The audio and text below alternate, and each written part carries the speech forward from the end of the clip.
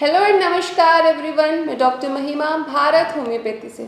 आज हम बात करेंगे यूरिक एसिड के बारे में कि ऐसा क्या हमारी बॉडी में होता है कि यूरिक एसिड का लेवल बढ़ जाता है और यूरिक एसिड क्यों बॉडी में बढ़ता है और क्या क्या हम बचाव कर सकते हैं कि अगर किसी का यूरिक एसिड का लेवल बहुत ज़्यादा है तो मैं उनको कुछ टिप्स दूंगी, कुछ उपाय बताऊंगी जिससे वो अपने यूरिक एसिड लेवल को कंट्रोल कर सकते हैं। तो बात करते हैं कि यूरिक एसिड आपकी बॉडी में बनता कैसे है, कहाँ बनता है और कैसे उसकी जो पूरा प्रोसेस है इसके बारे में हम बात करेंगे।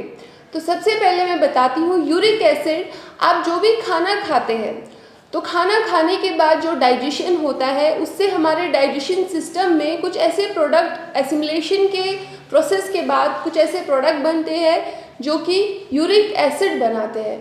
जो भी हम खाना खा रहे हैं वो प्यूरिन्स में टूटता है। प्यूरिन्स में टूटकर, प्यूरिन्स एक बहुत इम्पॉर्टेंट वर्ड है, प्यूरिन्स टूटकर यूरिक एसिड का फॉर्मेशन करता है और यही प्यूरिन्स हमें कुछ ऐसे खाने की चीज़ों से बहुत ज़्यादा मिलता है, जैसे कि मछली हुई, राजमा हुआ, दालें हुई और बहुत सारी ऐसी अन्य प्रकार की चीज़ें हैं जो कि मैं आपको सारी चीज़ों के नाम बताऊंगी। तो यही प्यूरिन जब यूरिक एसिड में ब्रेक डाउन हो रही है तो यूरिक एसिड का लेवल बढ़ रहा है बॉडी में। अगर कुछ जो जिन चीज़ों में प्यूरिन्स का लेवल ज़्यादा होता है वो पेशेंट अगर वो चीज़ें कंज्यूम ज़्यादा करते हैं तो यूरिक एसिड का लेवल बढ़ने लगता है। अब यूरिक एसिड का एक्सक्रीशन कैसे होता है?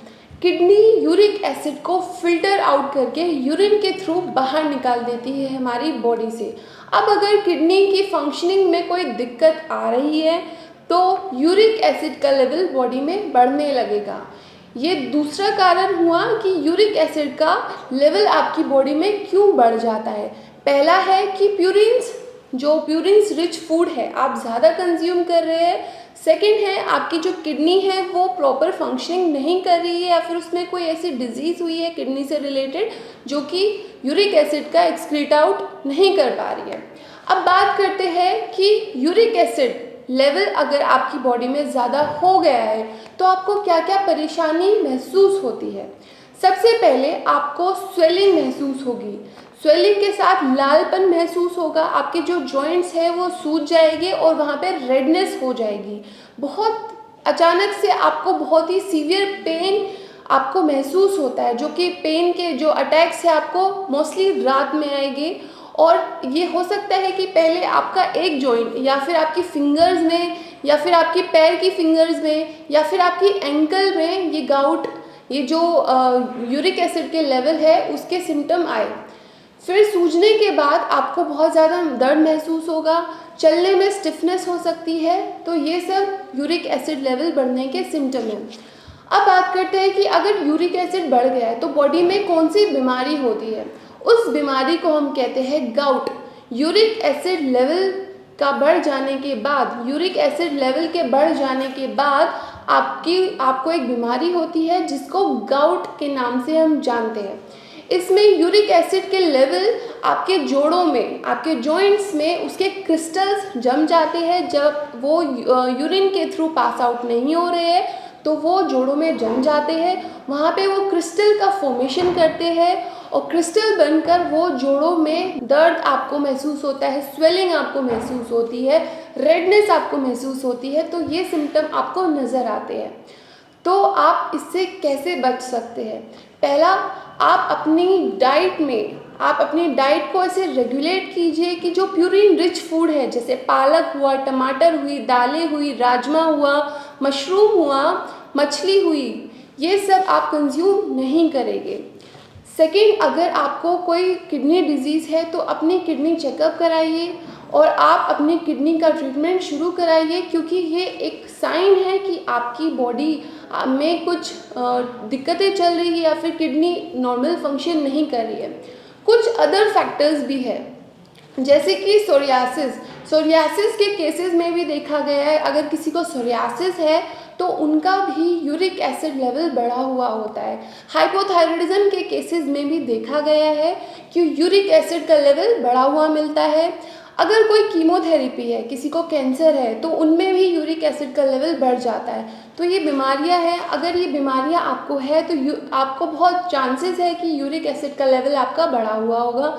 तो यूरिक एसिड के लेवल को कंट्रोल करने के साथ साथ ये बीमारियों का ट्रीटमेंट बहुत ज़रूरी है। अगर ये जो मैंने अभी आपको बीमारी बताई है, डिजीज़ के नाम बताए हैं, अगर ये कंट्रोल नहीं होगी, आपका यूरिक एसिड लेवल कंट्रोल नहीं होगा और क्रिस्टल का डिपोजिशन होने लगेगा। अब एक बहुत महत्वपूर्ण, एक बहुत इम्पोर्टेंट सिम्टम होता है, अगर आपकी किडनी यूरिक एसिड को अच्छे से एक्सक्रीट आउट नहीं कर रही है, तो यूरिक एसिड के जो क्रिस्टल्स है वो किडनी में भी डिपॉजिट होकर वहाँ पर किडनी स्टोन बना सकते हैं। और किडनी स्टोन अगर बनेगा तो आपको डल बैक एक होगा, आपको कमर दर्द महसूस होगा, और जो अगर किडनी स्टोन नहीं निकल पा रहा है तो फर्दर वो आपकी किडनी को डैमेज भी कर सकता है। तो एक सामान्य से दिखने वाला कि यूरिक एसिड किसी का बढ़ गया है, जिसको काफ़ी लोग इग्नोर कर देते हैं, जिसको लोग कह देते हैं ये थोड़ा लेवल बढ़ा हुआ है, ठीक हो जाएगा, तो इसको इग्नोर नहीं कीजिए। अगर थोड़ा भी लेवल बढ़ा है तो अपनी बॉडी चेकअप कराइए, अपने साइन और सिम्टम जो बॉडी आपकी दे रही है, जो संकेत दे रही है बॉडी, उसको समझिए। आप अभी अपनी बॉडी का चेकअप करा के ट्रीटमेंट लेना शुरू कीजिए यूरिक एसिड का या फर्दर उससे रिलेटेड कोई अदर डिजीज़ का, ताकि इन फ्यूचर आप हेल्दी रह पाएँ।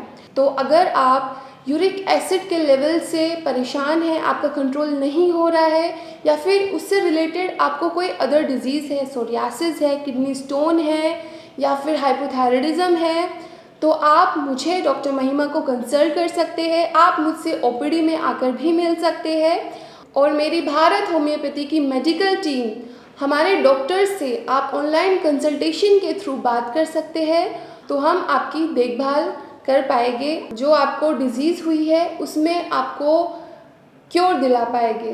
तो आप हमसे मिलिए। धन्यवाद।